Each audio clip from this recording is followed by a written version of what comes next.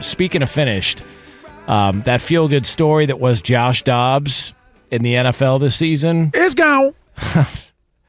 Man, all right. So Nick Mullens has been named the starting quarterback for the Minnesota Vikings. So anybody listening on the Yellowhorn of the Twin Cities, K-Fan, our fine affiliate there in Minneapolis, if you were looking at Josh Dobbs going, yeah, that ain't it, well, apparently you are not alone. Kevin O'Connell felt the same way. Nick Mullens, who came in and spelled Josh Dobbs, and I don't know that he was a whole lot better, but he was definitely better than what we saw last Sunday in Las Vegas in that 3-0 shootout against the Raiders. Nick Mullens will be your starting quarterback. That's what it was. Vikings Shootout. I mean, look, the 3-0 shootout. If you're an Iowa fan, you're looking at that going, "What's their secret?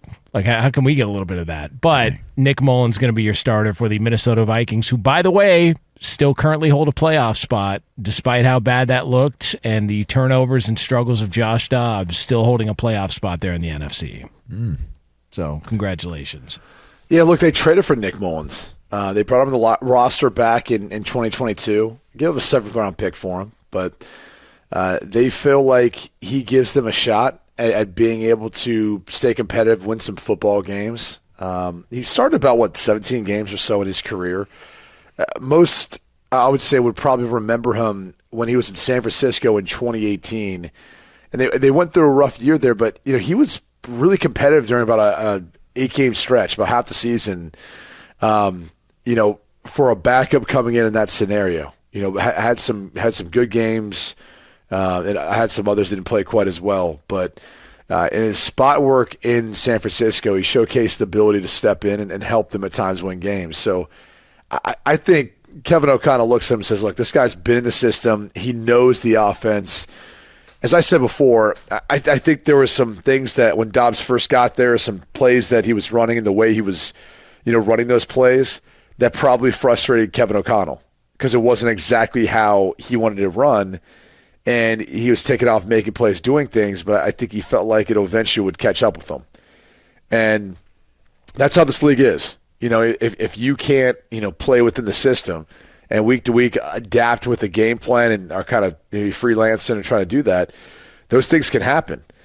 And maybe that's one of the reasons why they've demoted Josh Dobbs. But this will be Nick Mullens' shot to see if he can't help improve them. If Justin Jefferson's able to overcome the chest injury, which it sounds like he's day-to-day with that would give him a better shot too. But I still look at what Josh Dobbs has done this season, and he won't win comeback player of the year, and he won't win and get all the accolades, but it's been remarkable what he's been able to do with 3 different teams, 3 different offenses, and being able to come in and still help that team win a couple football games and even go out there and just play at any degree and have success. So it's a new time in Minnesota, but the reality is, I'm not so sure we should be sold on Nick Mullens being able to go in there and light things up, even though backups have some have performed really well. Some of these guys have really stepped up this year and helped out their football team still having a playoff spot. You look at what the rest of their schedule looks like. 3 of their last 4 games are divisional opponents. They're NFC North opponents, and they're currently second in the North. Right. So to me, if I'm looking at this from a critical perspective, today, not for the entirety, because we all know that Kirk Cousins is their guy, but today, Nick Mullens gives them the best chance of winning. And in this game that they're going to play, it's the only game that isn't a divisional opponent, which is versus the Cincinnati Bengals, which is a team that doesn't have their starting quarterback. It would be a great win for them to be able to get that going into that home stretch against what looks like a cooling down, we'll say, Detroit Lions team, and a Green Bay team that actually is trending up in the way that they're playing. So now this seemingly is a very competitive race in the North in terms of who can possibly pull out the championship. So I find it to be interesting that they are going with Nick Mullens. But I mean, when you have a showing like they did in that Vegas game and in the Raiders game, I think you take this Cincinnati Bengals game and you see if Nick Mullens can be more than what Josh Dobbs is, and then you make a decision from there. I don't know that this is a foregone conclusion that they go with Nick Mullens the rest of the way. I think that Cincinnati is the type of game where you say, okay, am I going to go with Dobbs? Cincinnati. I mean, the Vikings. Am I going to go with Dobbs or am I going to go with Mullens? Minnesota's losing this game, so then you're going to have to evaluate this after a loss. Are you certain they're going to lose? What's that? I'll call it right now. They can't go to Cincinnati and get a win? I mean, I'm sure they could. They're not going to, though. Why not? They're not a bad team. Because Browning's got to take on Florida. Florida's defense has been unbelievable this year. Yeah, but Jake Browning is a monster right now. I mean, what he's done. It's like a Browning shotgun. It's just shooting everything. Bang, right bang. now. Bang. Bang, bang, yeah. Damn right. Yeah, it's a tough spot for Nick Mullens this weekend, but I would imagine, Kevin O'Connell is not making this move thinking, all right, well, I'm just going to jerk him out of the lineup next week. This is going to be the guy moving forward. Isn't that what he kind of did in the other situation? If it's not your guy, if it's not your starting guy, you're going to put in the guy that you feel can give you the best opportunity to win. So why not see if he can win against Cincinnati? I also feel like you're looking at the NFC playoff picture. And I know some of these teams that are scrambling to try and make the playoffs, it's like, all right, look, it's a great story. You can say you made the playoffs, but the fact of the matter is you're going to have to deal with Philly or the Dallas or San Francisco.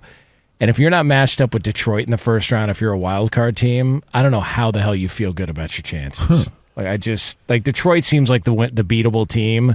Minnesota's going to get an opportunity, 2 of their last 3 games, as you pointed out. But I feel like a lot of these stories are feel-good stories in the moment, and then you're going to get to a playoff game and get wiped out.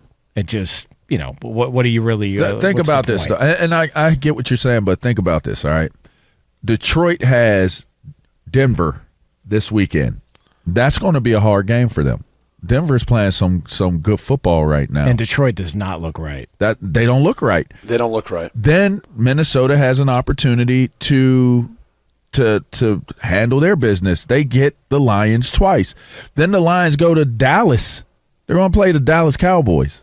And I never thought I'd say it like this, but I mean, they're playing Dallas.